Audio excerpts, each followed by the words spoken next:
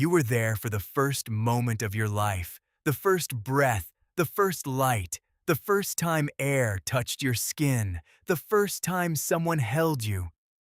It may have been the loudest, coldest, strangest experience your body had ever felt, and you remember none of it. Not the room, not the hands, not the voices, not the moment your life began. Most people assume the answer is simple. You were too young, but that is not really the answer, because your brain was not asleep. It was not empty. It was not turned off. A newborn can smell. A newborn can hear. A newborn can feel pain, warmth, pressure, hunger. Your body was taking in the world, but your mind could not turn any of it into a memory called you. And that is where things get strange, because birth is not just the beginning of life. It is the first event you survived. For months, your entire universe had been dark, warm, muffled, and weightless. You had never breathed air. You had never seen light. Then, in a matter of minutes, everything changed. Your lungs opened for the first time. Your heart circulation shifted. Your skin met air. Your eyes, which had spent their whole existence in darkness, were suddenly hit by light. From the outside, people call this birth. From the inside, it was probably the most violent transition your body ever experienced. And still, there is no memory, not because nothing happened, because too much happened before there was anyone inside you who could save it. To understand why, you have to start with the hippocampus. The hippocampus is a small structure deep inside your brain. It helps turn experience into episodes, a birthday, a face, a room, a sentence someone said that stayed with you for years. It takes pieces of a moment and binds them together. Where you were, what you saw, how you felt. Without it, life still happens.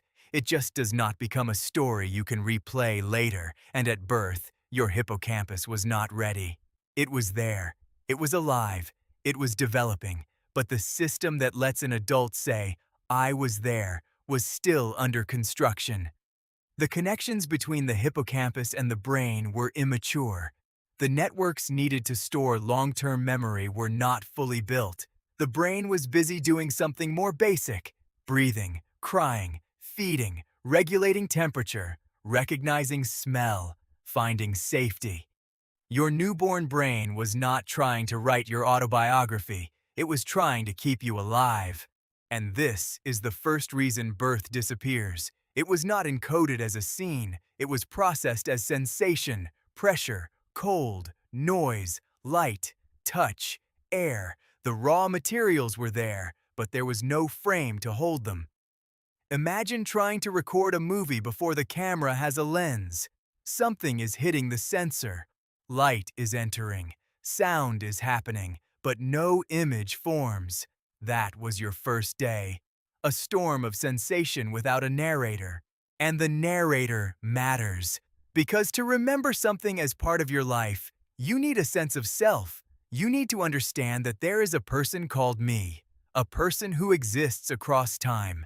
At birth, you did not have that. You did not know your name. You did not know that your hands belonged to you.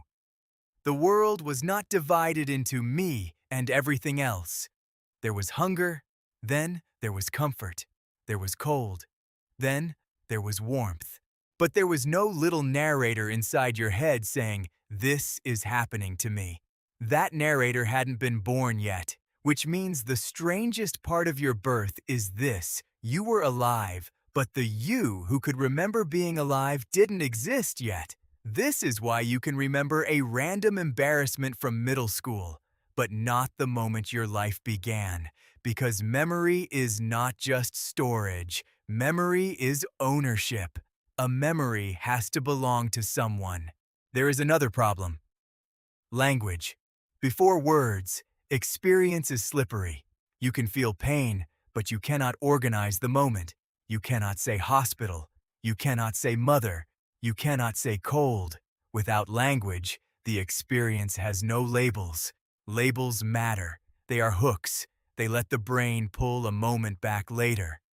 When a child learns words, the past becomes easier to keep. Adults ask questions. Remember when we went to the park? Slowly, life turns into a story. But birth happens before the story system exists, before words, before self, before time. So your first moment had no title. It entered the brain as pure sensation, then it vanished into the body.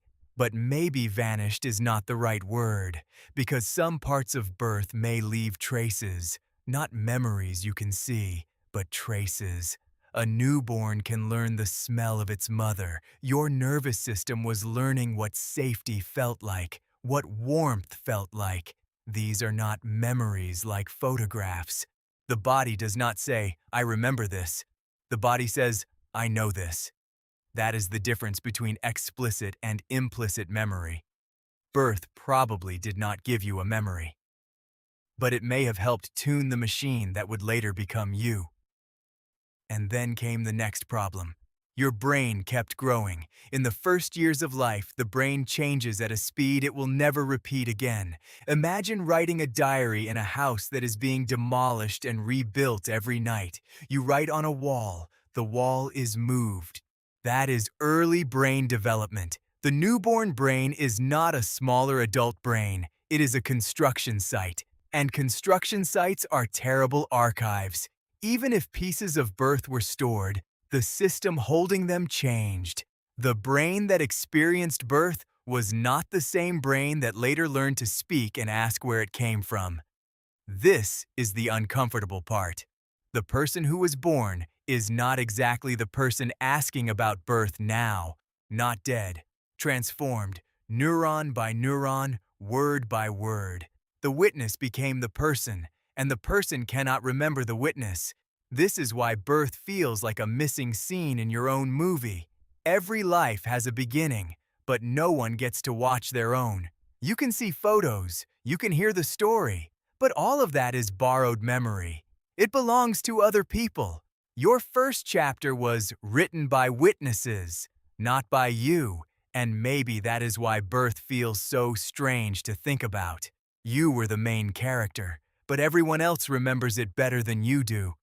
So why can't you remember being born? Because your senses were awake, but your memory system was not ready. Because your brain could feel the world, but could not yet turn it into a story.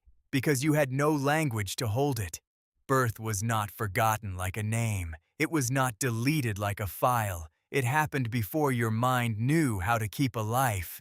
And that may be the strangest truth of all. Your life began before you did. For a while, there was a body, a heartbeat, a cry, a pair of eyes opening into light, but no narrator. That voice came later, and by the time it arrived, the first moment was already gone. So every time you ask where you came from, you are asking about a place you visited before you could remember places. A door opened. You entered the world. Everyone saw it happen. Everyone except you.